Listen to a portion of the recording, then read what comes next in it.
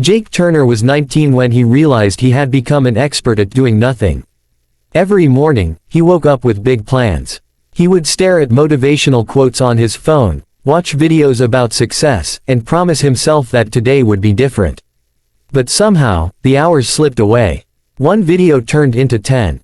One short break became an entire afternoon. By night, guilt sat heavy on his chest. He told himself he was tired. He told himself he needed motivation. But deep inside, Jake knew the truth. He was lazy, not because he lacked dreams, but because he had trained himself to avoid discomfort. Jake lived in a small apartment with his mother in Chicago. His mother worked double shifts at a hospital, yet she still came home with enough energy to ask him about his day. "Did you apply for that job?" she asked one evening while taking off her shoes. "I'll do it tomorrow," Jake replied without looking up from his phone. She nodded quietly, but Jake noticed the disappointment in her eyes. That night, he couldn't sleep. At 2 a.m., he walked into the kitchen and saw his mother asleep at the table, still wearing her work uniform. Beside her was a stack of unpaid bills. For the first time in a long while, Jake felt ashamed. Not because he was poor. Not because life was hard. But because he had been wasting the opportunities others would fight for. The next morning, Jake decided to change. At least, that's what he thought. He woke up early, wrote goals on paper, cleaned his room, and even jogged around the block. For a few hours, he felt unstoppable. Then his friend Tyler texted him. "Bro, new game update just dropped. Come online." Jake hesitated. Just 1 hour, he told himself. 7 hours disappeared. By midnight, he was back where he started, angry, disappointed, and blaming himself. He punched the wall lightly and muttered, "Why am I like this?" The next day, while walking through downtown, Jake stopped near an old gym. He noticed an elderly man sweeping the entrance. The man looked at Jake and smiled. "You look lost," he said.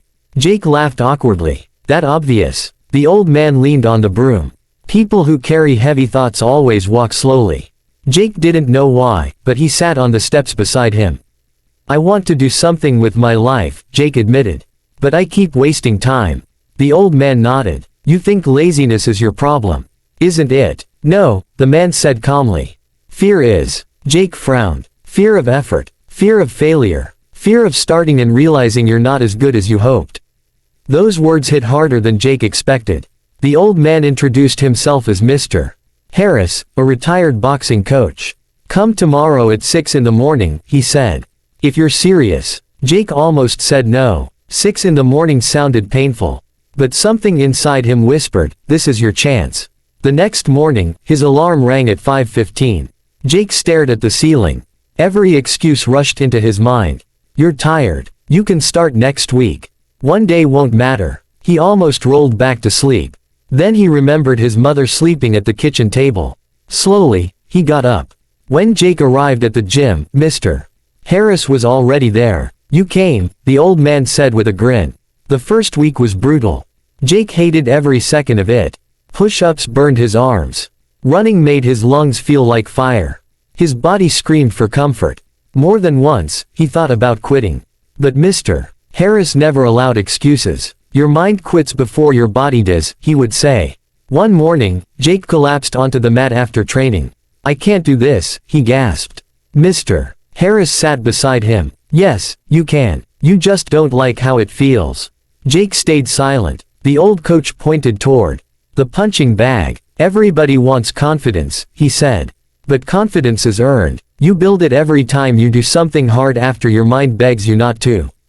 Those words stayed with Jake. Weeks turned into months. Something began to change. Jake still felt lazy sometimes. He still wanted comfort. But now, he understood that discipline was not about feeling motivated. It was about acting despite not feeling like it. He started applying that mindset everywhere. He got a part-time job at a warehouse. He reduced his screen time. He read books instead of wasting entire nights online. Little by little, his life transformed. One evening, Jake's mother came home and noticed him studying at the table. "You've changed," she said softly. Jake smiled. "I'm trying." She placed a hand on his shoulder. "I'm proud of you." Those 4 words meant more to him than anything else. Months later, Mr. Harris entered Jake into a local amateur boxing tournament. Jake panicked. "I'm not ready," he argued. Mr. Harris laughed. "Nobody feels ready. That's why courage matters." On the night of the fight, Jake stood backstage listening to the crowd roar. His hands trembled. Every doubt returned. What if you lose? What if you embarrass yourself? Then he heard Mr. Harris behind him. "Win or lose doesn't matter tonight," the coach said. "This fight is proof that you stopped running from yourself."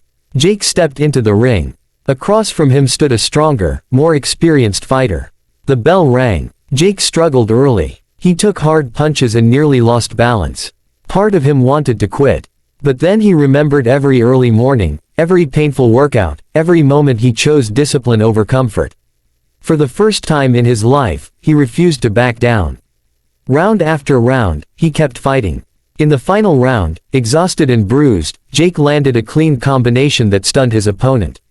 The crowd erupted. When the match ended, Jake had won by decision. But strangely, the victory wasn't the best part. The best part was realizing he had defeated the version of himself that always gave up. After the fight, Mr. Harris handed him a towel and smiled. "You proved something tonight." Jake nodded. "That I can win." The old coach shook his head. "No. That laziness was never stronger than you." Years later, Jake would tell people that success didn't begin the day he won that fight. It began the morning he got out of bed while every part of him wanted to stay there. Because overcoming laziness is not about becoming perfect overnight. It's about choosing action over excuses.